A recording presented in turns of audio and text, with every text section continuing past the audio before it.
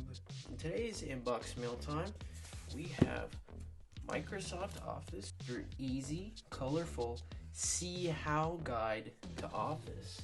And we get to see everything about 2010. You know what else came out in 2010? This guy. This iPod Nano 6th generation. And this is kind of what the topic of this video is. It's not about this iPod or the Office, but we actually do have a nice iPod lot to look at today. And I will have the screenshot version here. This is an iPod lot with 7 different iPods. We got a mini, a 3rd gen, a couple 2nd gens, and a 4th gen for a pretty decent price, I would say, at least for the amount of iPods you get for this.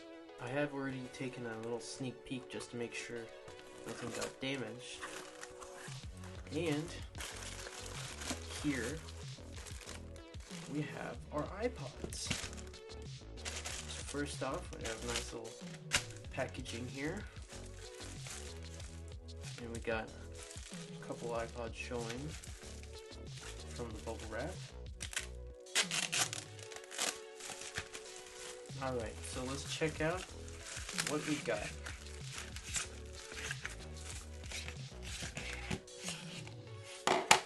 Now from the listing, I believe only one of these had the ill-fated black spot, and I believe it's this guy.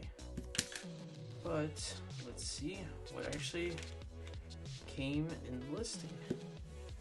So here we have 4 2nd gens, 1 4th gen, a 2nd gen mini, and a 3rd generation nano. So we've got 2nd, 3rd, 4th, and a mini. Now let's see the actual storages of these. So these are all 4GB models. This one is a 2GB one, and considering this is the lowest capacity one, it's also the one with the black spot. I don't know how well it'll show up on camera, but you can see there's a little bit of a bend in the actual housing due to the battery. Yeah, you can kind of see it there. This one might still work. This 3rd generation is a 8GB, and looking at it from quick glancing, seems like this one is the worst condition. I have one just like this, same color and silver, but it's a 4GB. It is in better condition, but this one is 8. Now looking at the 4th gen, this one is a 16GB, and it doesn't have the black spot. And now looking at the mini, this is a 2nd gen due to the model number, but it's also got some weird pink hinge that'll probably clean up. And for this being the oldest, it's actually in really nice condition. The headphone icon is a little bit worn out though. You can still kind of see it. Alright, so now looks like it's time to test these out. And I can already tell, just even like looking at it from the side here, this is starting to show that it's bending. It's not flat like the others. So looking at the back of this one, it shows that it only can do 5 volts. But this one, the 3rd gen, can do 5 to 30.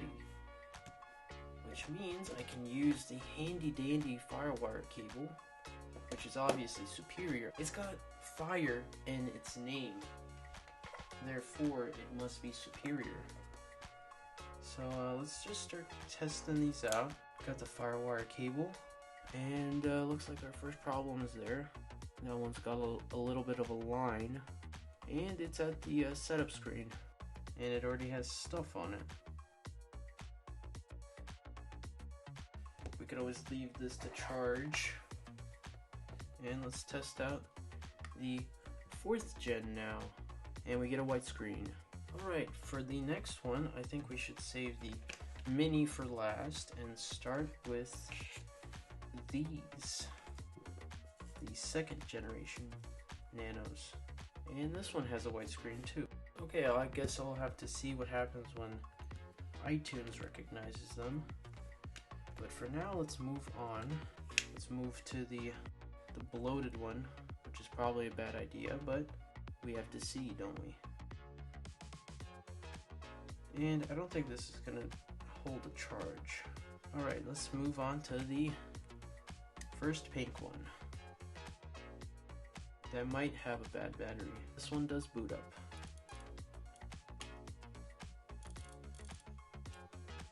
This one says it's charging. And let's see if it'll hold the charge. No, it doesn't. Okay.